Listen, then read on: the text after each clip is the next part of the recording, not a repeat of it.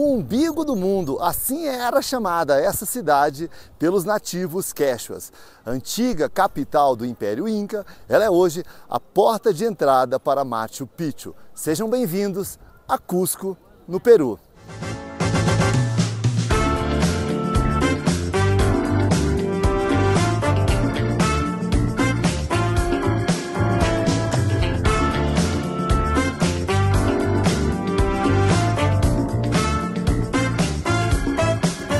E agora a gente está saindo de Lima até Cusco.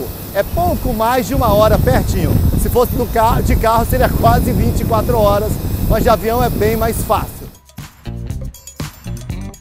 Ela já foi a cidade mais importante de todo o Império Inca, também chamada de Cusco, o umbigo do mundo, né?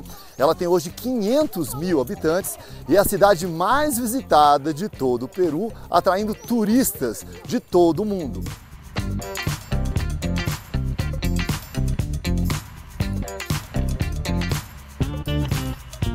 Aqui em Cusco ela tem o nome de Praça de Armas, porque era o local, a partir da invasão e da conquista espanhola, onde os soldados faziam seus espécies de treinamentos militares, né? E é um excelente local para você vir passear aqui em Cusco. Tem uma praça arborizada, linda, né? Tem essas construções belíssimas, né? E uma infinidade aqui de restaurantes, de lojas, ou seja, é um passeio super agradável para você fazer de manhã, de tarde ou de noite.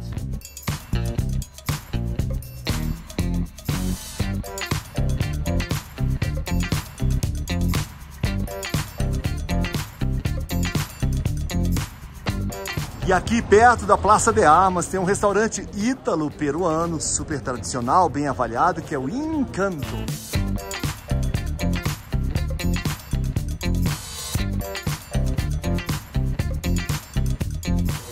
E aqui a gente pediu um filé de frango com queijo e nhoque com molho pesto. Tá com cara bonita. E também o nhoque à putanesca.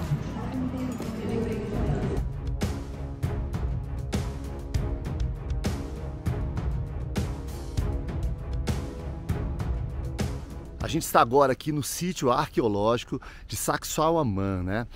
Fica aqui bem pertinho de Cusco, no alto de uma montanha, cerca de 100 metros mais alto do que a cidade de Cusco, né? E aqui é um importante sítio arqueológico para quem visita Cusco, consegue visitar aqui, né? A história dos Incas, né, é uma história muito interessante. A história dos indígenas Quechua, que eram os originários daqui, ela começa algo como no ano de 1100, é o que se tem os melhores registros hoje em dia. Mas o que a gente chama de Império Inca, né? Porque Inca não é o nome de um povo indígena. Inca significa rei, né? Então esse império, ele dura cerca de 100 anos, né? Muito curto, um pouco depois dos anos 1400, né? Até 1532, quando chega aqui o conquistador espanhol Francisco Pizarro, né? E a derrocada do Império Inca, né, se deve a diversas razões, né? Uma delas é que houve o azar histórico de que o Francisco Pizarro chega aqui quando o Império Inca já estava se dividindo, com brigas de irmãos pelo poder. O Império Inca tinha uma coisa interessante, que era o seguinte: na Europa, por exemplo, os reis eram escolhidos com base no primogênito, né? O primeiro filho homem lá do rei seria aquele a governar, mesmo que fosse um completo idiota, né? Não era por meritocracia. E aqui não, o rei, né, o imperador Inca, ele escolhia, né, esse imperador com base no que ele achava que seria o mérito. O problema disso é que com frequência esse trono ficava vago e os irmãos começavam a brigar entre si. Então Francisco Pizarro chega aqui, o reino já está com poder dividido, né, com guerra interna entre eles. Além disso, obviamente, os espanhóis, apesar de em menor número, eles tinham uma tecnologia de guerra mais forte. E para piorar ainda tem a questão do germe, né? Acredita-se que os europeus tenham trazido vírus, como o da varíola, por exemplo, para os quais os espanhóis já tinham anticorpos, mas os indígenas não. Então isso ajuda a contar um pouco esse pano de fundo de como o Império Inca, apesar de tão poderoso, ruiu tão rapidamente. E olha a perfeição do encaixe desses blocos maciços, que impressionante. Chegavam aqui, a capital dos Incas, as múmias dos reis incas saíam, ¿sí? Traziam as múmias. Tiravam da As sarcófago. múmias, porque as múmias moravam nas casas, nos palácios dos reis incas. Eles acreditavam que as múmias tinham vida.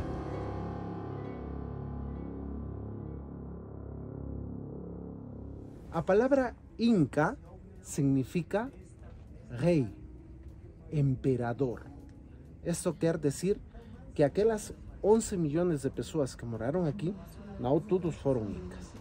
Quando nós falamos a palavra Inca, estamos falando de 14 imperadores, 14 reis que tuvo o Império dos Incas. Primeiro deles, Manco Cápac. Em que ano começa a cultura andina? Sim, as palavras corretas para definir nossa cultura são dois. Cultura andina. Por quê? Porque se desenvolveu aqui nos Andes do Peru. E a outra palavra que nós podemos utilizar é a cultura quechua. Por que quechua? Porque era idioma oficial dos incas. Sim? Então, quando falamos incas, reis. Queremos falar de toda essa cultura, a cultura andina ou a cultura quechua. Em el ano 1100, aparece aqui nos Andes do Peru a cultura andina. Em el ano 1100. Até el ano de 1440, aqui começa a história real do Império dos Incas. Em el ano de 1440. Antes disso, a capital dos Incas, aqui embaixo, era nada. Era um povo pequenino. Não haviam feito nada a eles. Mas com este rei, o Império dos Incas cresceu muito. Conquistaram muitos povos, muitas culturas com ele. 1440. E acabou o Império dos Incas em el ano de 1532. Com ele, Atahualpa. Menos de um século durou o Império dos Incas. Amigos, isto que vocês veem aqui é só o 30% da construção original. Isto foi utilizado como uma pedreira para construir a Catedral do Cusco, as igrejas coloniais que tem a cidade do Cusco. De aqui, tiraram as pedras para a construção de todas as igrejas que tem a capital dos Incas. E também, em el ano de 1550, as pessoas que moravam aqui na cidade do Cusco podiam ir à prefeitura e pedir um permisso para poder tirar as pedras e utilizá-las para a construção das casas na cidade do Cusco. E também o que mais aconteceu? Quando os espanhóis chegam para aqui, chega uma ideia. Essa ideia se chamou a extirpação de idolatrias. Isso significava quebrar, destruir tudo o que não representava na religião católica. E os espanhóis quebravam, prendiam fogo a todos estes lugares. E essa é a maior pedra aqui desse sítio arqueológico, com um peso estimado de 130 toneladas. E aí, tá curtindo o vídeo? Cusco é sensacional, essa cidade é incrível. Então, se você está curtindo, eu quero pedir que você não deixe de curtir esse vídeo, de fazer seu comentário, você já veio aqui, tem o sonho de conhecer o Peru, Machu Picchu, né? E claro, não deixe de se inscrever no nosso canal. E continua aí, que tem muito mais vídeo aqui, direto da capital do Império Inca.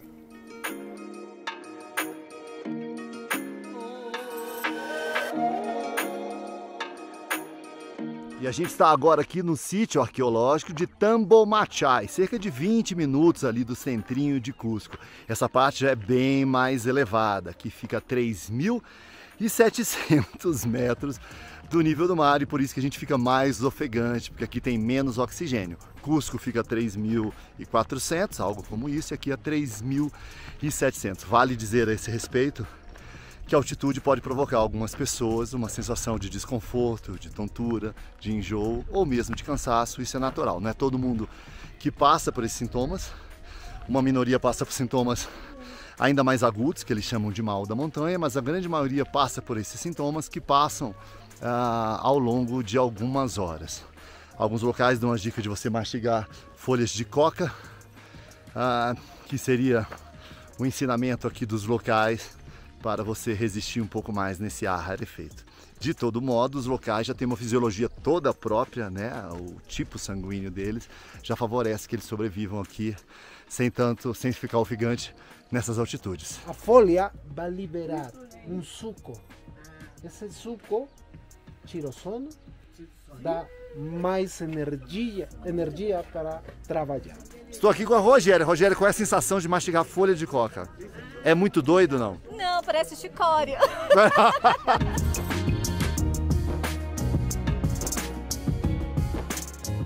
Tambo Machai, na linguagem quechua, significa buraco do descanso. Descanso e buraco. Então é como se fossem essa representação aqui, esses buracos, essas cavidades nas quais eles colocavam múmias. É um traço interessante aqui da cultura quechua, da cultura inca, que eles também tinham um processo de mumificação. E nesse sítio arqueológico aqui, as múmias ficavam, eles deixavam as múmias nessas cavidades, nesses buracos que a gente vê aqui atrás de mim. E esse é o sítio arqueológico que os brasileiros mais passam tempo. Arqueologinhas.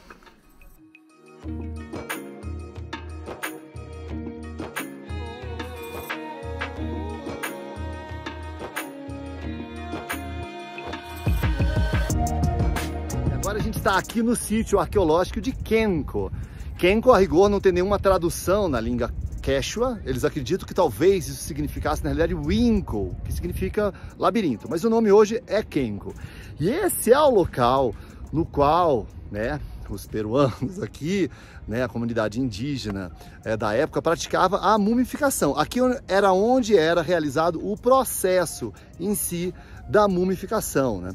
E o curioso aqui é que, ao contrário dos egípcios, cuja mumificação era uma atividade quase que destinada a pessoas superiores na hierarquia egípcia, né? Aqui não apenas os sacerdotes, os reis, né, as pessoas de elevado poder político, né, eram mumificadas, mas mesmo a população também era mumificada. Outra coisa importante a gente dizer é que, apesar do Império Inca ser muito curtinho, 98 anos, né, o que se acredita, existem aqui resquícios arqueológicos de milhares de anos atrás, né, antes de Cristo, né? Então, assim, o que se diz é impossível que os incas tenham construído coisas sofisticadas como eles construíram, tendo descoberto tudo isso em 98 anos. Ou seja, muito provavelmente já existia toda uma riqueza arquitetônica, de construção, mitológica, cultural, religiosa, cujos incas apenas herdaram por tradição oral, de costumes, mas que já existia aqui. Ou seja, não foi do nada que os incas começaram a produzir grandes monumentos e tinham tecnologia de cortar pedra e mumificar. Muito provavelmente isso já estava presente aqui na cultura aqui dessa região andina. Check the mic and make sure it sound right, boys. Se você está aqui na Praça de Armas, uma opção legal para você almoçar ou jantar é o restaurante Morena, um dos mais tradicionais daqui. A gente comeu, gostou bastante. A conta parece um pouco mais cara do que a média de outros restaurantes menos famosos daqui. E eu comi um lomo salteado, né, que é um prato típico aqui, é como se fossem cubinhos de carne com cebola, batata. E a Elisângela, minha esposa, ela comeu truta, né? Porque aqui a gente está longe do mar, mas a gente consegue alguns peixes de rio, né? De rios gelados, como é o caso da truta. Tava tudo muito saboroso. E é bem aqui na Praça de Armas onde toda a muvuca acontece. A Catedral de Cusco é um dos passeios mais interessantes que você faz aqui no arredor dessa Praça de Armas, né? No interior dela a gente percebe uma igreja enorme, né? Com muitos compartimentos, muitas divisões, uma quantidade colossal de obras de arte, né? Muitas obras em madeira entalhada no estilo barroco, ouro, muita coisa folhada a ouro, afinal de contas essa foi uma região riquíssima também, e a gente encontra muito sincretismo religioso. A gente encontra, por exemplo, algumas imagens de Jesus com saias, né? A gente tem uma representação da Santa Ceia, mas meio que aclimatada para essa realidade aqui. Então, na mesa posta a gente tem o cuy, né? Que é como se fosse um porquinho da Índia, né? Que é uma espécie de prato típico aqui da culinária local. Então a gente percebe que essa é uma igreja que tenta, né, misturar esses elementos, né, da influência cristã, ocidental, católica, mas já misturando com poucos dos elementos da cultura quechua local. E aqui a poucas quadras da Praça de Armas a gente tem o bairro histórico, boêmio e artístico, né, de San Blas. É uma curta caminhada, você consegue chegar aqui no bairro de San Blas. É um bairro repleto de galerias de arte, de artesãos, de lojinhas, como quase todo Cusco aqui, e também com uma boa oferta hoteleira. Se você está aqui em Cusco, não fique só na pracinha ali, na Praça de Armas, né? Dá uma caminhada nas praças arredores, nas ruas que se seguem, que você vai acabar encontrando grandes tesouros, e um passeio aqui no bairro de San Blas é uma boa pedida também.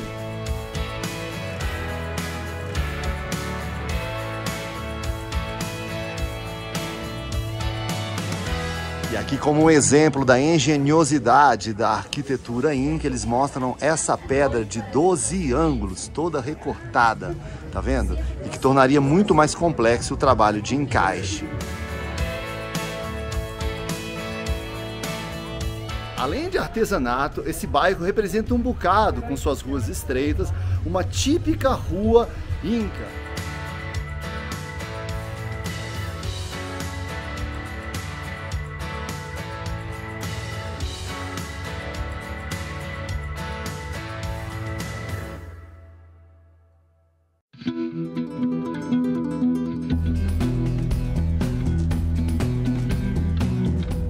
E este é o Templo de São Francisco de Assis.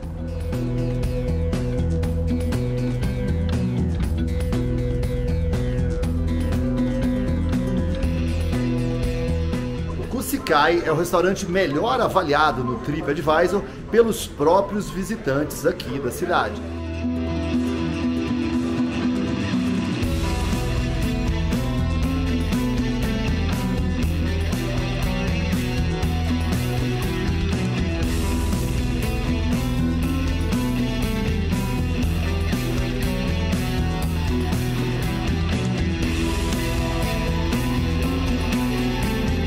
Qual que é a melhor época para visitar Cusco ou também para ir a Machu Picchu? A melhor época é o inverno, normalmente o período entre junho e setembro, sobretudo porque chove menos, né?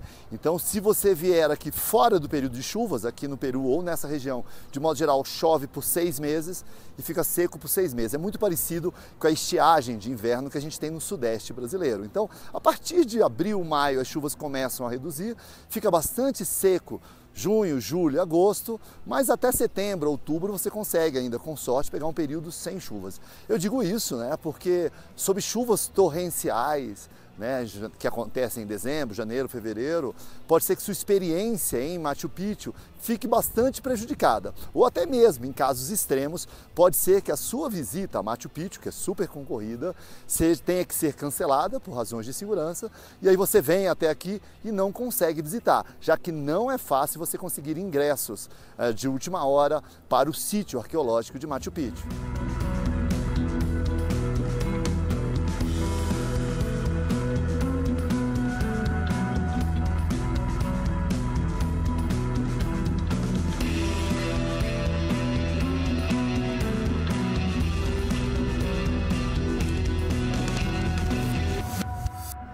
Se você é daquele turista que gosta de áreas de comércio mais populares, os arredores aqui do mercado de São Pedro são exatamente esse estilo, uma área de comércio popular.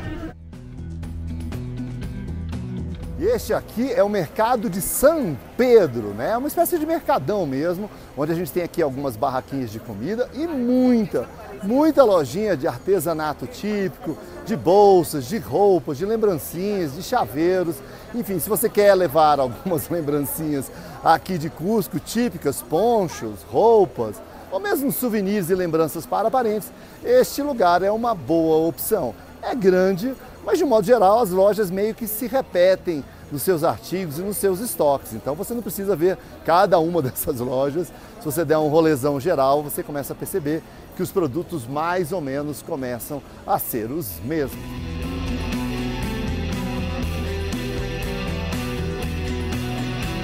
Nessas feiras livres a gente consegue ter um pouco do panorama da produção de milhos dele. Olha a variedade de milhos coloridos, amarelos, pretos, roxos, vermelhos. Tradição agrícola desde os incas, né?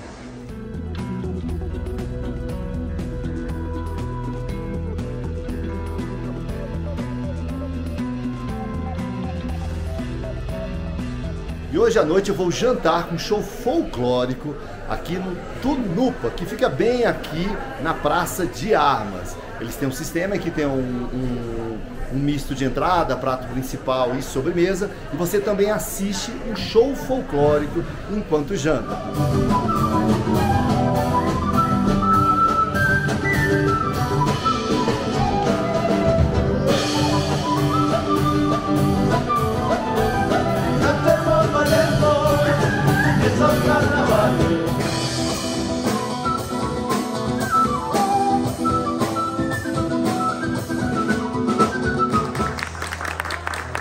E quantos dias ficar em Cusco? De modo geral, é recomendável que você fique pelo menos 3 dias aqui em Cusco. Isso porque o primeiro dia, entre aspas, é perdido, porque aqui Cusco está numa altitude muito elevada, de 3.400 metros acima do nível do mar, o que é um bocado demasiado para a maioria das pessoas. Então é comum que no primeiro dia você tire apenas para descansar, porque não é recomendável que você se exponha a uma atitude dessa, que você faça esforço físico exagerado, que você vá fazer alguma trilha, né? Isso depende um bocado da fisiologia de cada pessoa, né? Eu, com a minha experiência em viagens, em trazer grupos, muitas vezes eu vejo, inclusive, que pessoas de porte quase joviais e de porte quase atlético chegam aqui e descobrem que elas têm uma intolerância à altitude, têm dor de cabeça, enjoo, passam mal, e às vezes pessoas, às vezes sem uma forma física tão bacana, às vezes conseguem até se dar bem, porque é muito do indivíduo isso. De um modo geral, claro, em quão melhor forma física você tiver, melhor você vai se aclimatar, mas não é uma regra geral. Muitas pessoas relatam um pouco de dor de cabeça nas primeiras horas, um pouco de tontura e com alguma frequência também uma respiração mais ofegante. Afinal de contas, quanto maior a altitude, mais rarefeito é, menor é a taxa de oxigênio, então é natural que você se sinta mais ofegante. Isto dito, significa que o primeiro dia não dá para incluir atividades, porque é desejável que você descanse, que você pegue leve nesse dia.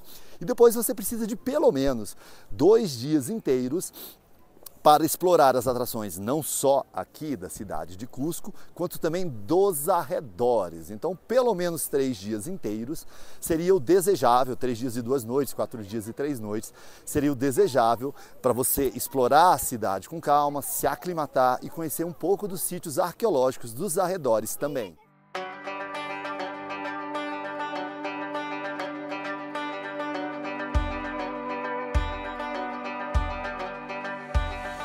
E aqui, contornando o belo cenário dessa praça, a gente tem a Catedral da Virgem da Assunção.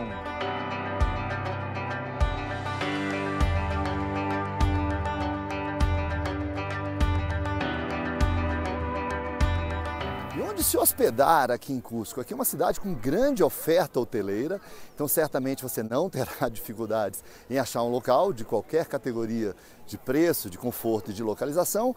De um modo geral, o ideal é que você se localize aqui perto do centro histórico, né? Aqui alguma coisa em até 1 quilômetro dessa Praça de Armas, que é onde estão as lojinhas, os restaurantes. Então, estando aqui, você estará relativamente bem localizado. A cidade é muito grande, a cidade tem uma certa franja periférica um bocado bagunçada, né? Mas a grande parte dos estabelecimentos hoteleiros se concentram aqui ao redor, num raio de até 1,5 km dessa região onde eu estou agora, que se você estiver por aqui, você vai conseguir fazer quase tudo a pé, pelo menos as principais atrações aqui, né, da cidade de Cusco, que também estará muito próximo de hotéis, bares e restaurantes.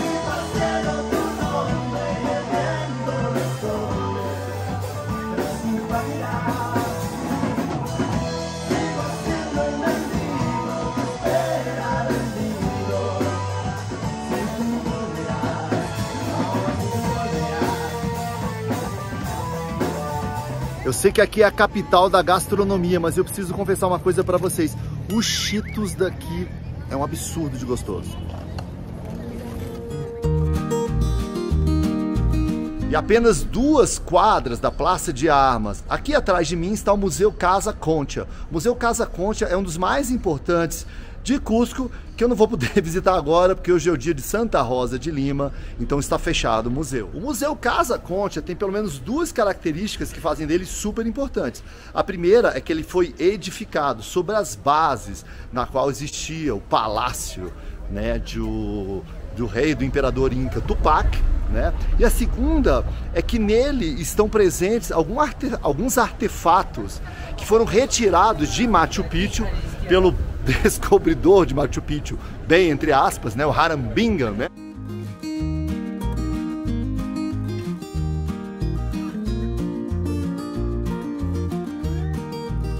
Que ele era da Universidade de Yale. Então ele, entre aspas de novo, descobriu Machu Picchu em 1911. Em 1912 ele mandou para a universidade dele nos Estados Unidos, Yale, bem na verdade milhares e milhares de artefatos, né, importantes ali de Machu Picchu. E a partir dos anos 2000, o governo peruano empreende um esforço jurídico, inclusive, de reaver, de repatriar essas peças. E 100 anos depois da descoberta de Machu Picchu, em 2011, né, no aniversário de 100 anos da descoberta, o governo peruano consegue retomar centenas dessas peças, dessas relíquias arqueológicas incas, que agora estão no Museu Casa Concha. Infelizmente não vou poder mostrar para vocês, por conta de ser feriado e o museu está fechado.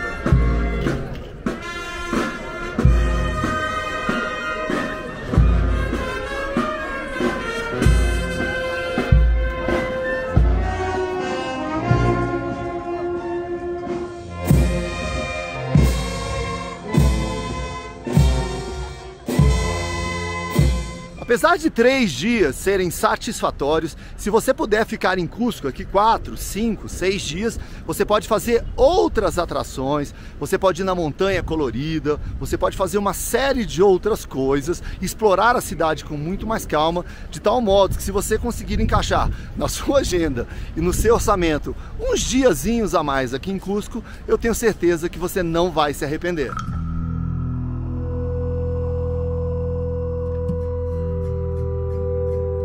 Coricancha era um dos templos mais importantes da antiga cidade inca de Cusco.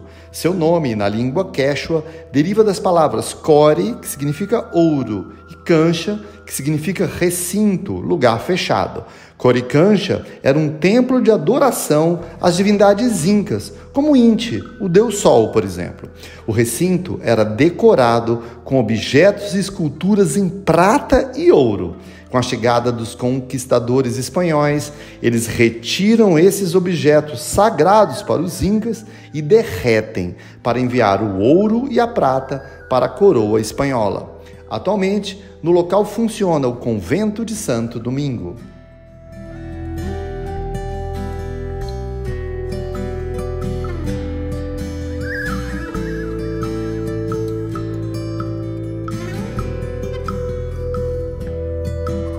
Atrás de mim, esse belo prédio colonial é o Convento de las Mercedes. Fica aqui a apenas 1 quadra da Praça de Armas. E olha que bacana o artesanato dessa loja aqui, Iana Alpaca, perto aqui da Praça de Armas. Olha aqui, tudo baseado na cultura andina, feito de madeira, tudo de muito bom gosto. E essa bandeira ultra colorida é a bandeira de Cusco.